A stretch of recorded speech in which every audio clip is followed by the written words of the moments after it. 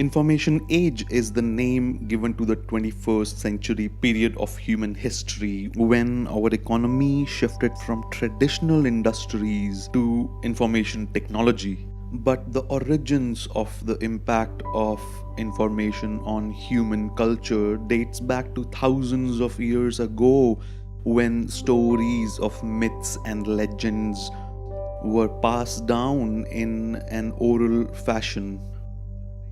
The truth is that information has always been a cornerstone for the spread of civilization. Thousands of years, billions of people creating, sharing, storing, and even destroying information, but nobody figured out a way to measure it in such a way as to make sense, to give us some insight.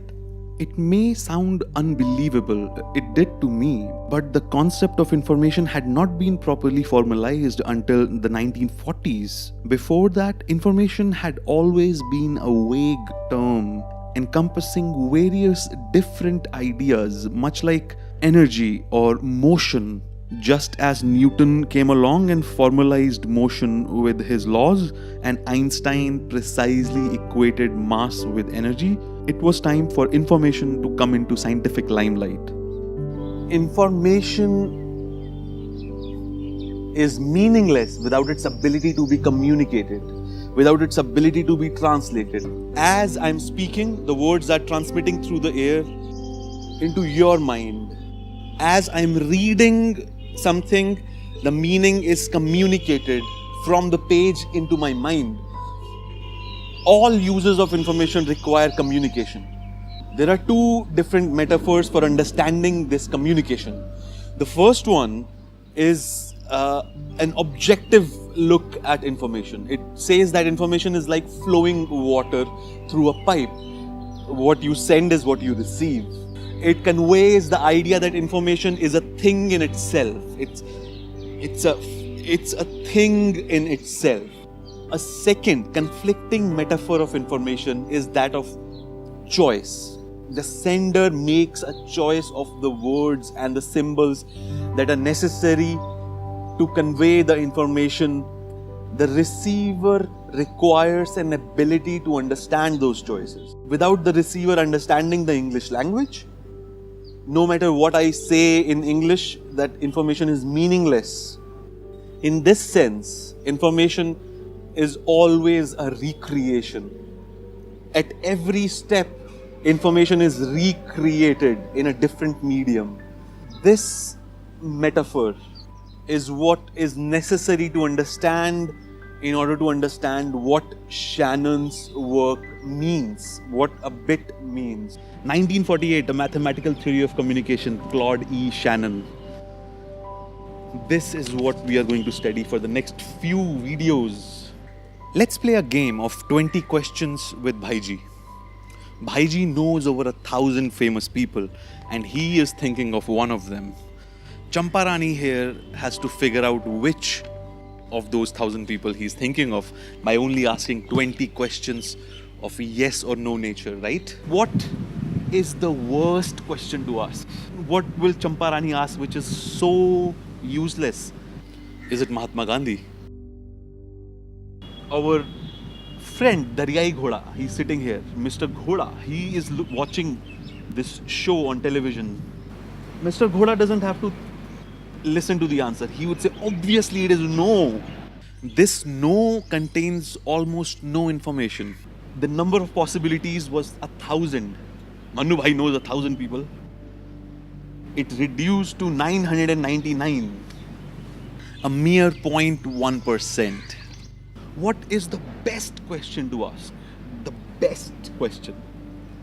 Champarani asks, is it a male? Now this question is truly uncertain. The Riyai Ghoda, our friend Ghoda, he really leans in to listen to the answer because he has no idea.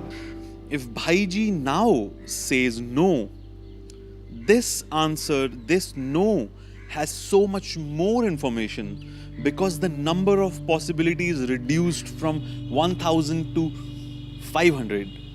A whopping 50% reduction in uncertainty.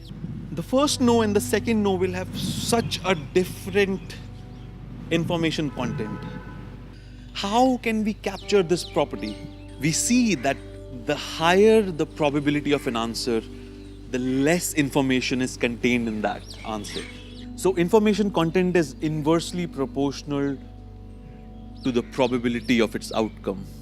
Shannon realized that log 1 over p is a good candidate for measuring information. If we use logs with base 2, the units of information content would be binary digits or bits. Let's apply this to our example and see what happens. The first no had a probability of 999 to 1000, which comes out to have the information content equal to 0.00144 bits. Second case, no had a probability of 1 by 2. Information content comes out to be 1 bit. But wait, if by a stroke of pure luck had Bhaiji chosen Gandhi, his answer yes would have been the most improbable. So it should have the most amount of information content. And that is true intuitively, that yes contains all the information to win the game by Champarani. Champarani with that yes wins the game. So that yes really does contain all the information required.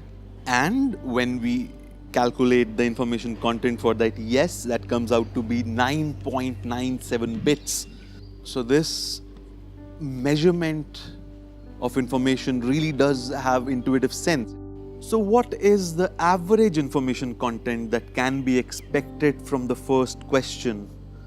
We can calculate average information content as a weighted sum of all possible answers information content. Shannon gave this measurement the symbol H and called it the information entropy. Let's look at this paper.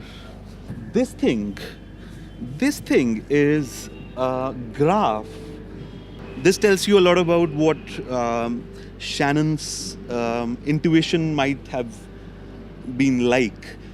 When you plot this, let's make sense of this equation. Let's take an example of a bent coin, a coin that is only going to turn heads p times out of 100.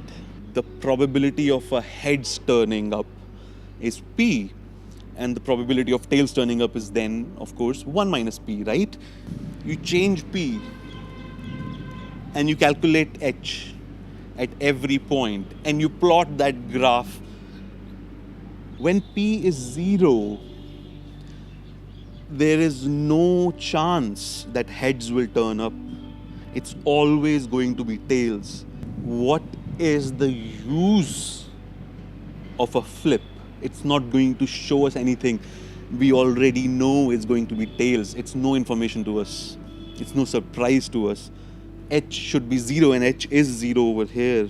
This equation over here says H is going to be 0. Same with when P is 1 right here, which means that it's always going to turn up heads. Same case. And then we start plotting and we realize that it has a maximum to 1 bit. And when does that happen? It happens when P is equal to 1 minus P, and both are 0.5. A fair coin gives the maximum amount of information per flip. This goes really well with intuition. This works really well with intuition. This is the basis for data compression. This is the basis for sending information through a noisy channel, and a lot of interesting things that will come out of it in the next video. This is not the end of this. We'll finish this paper in a few videos time and try to understand however much we can understand, and let's see how it goes. Let's see where it takes us. Ciao, ciao. Namaskar. Namaskar. Namaskar. Namaskar. Namaskar. Namaskar. Namaskar.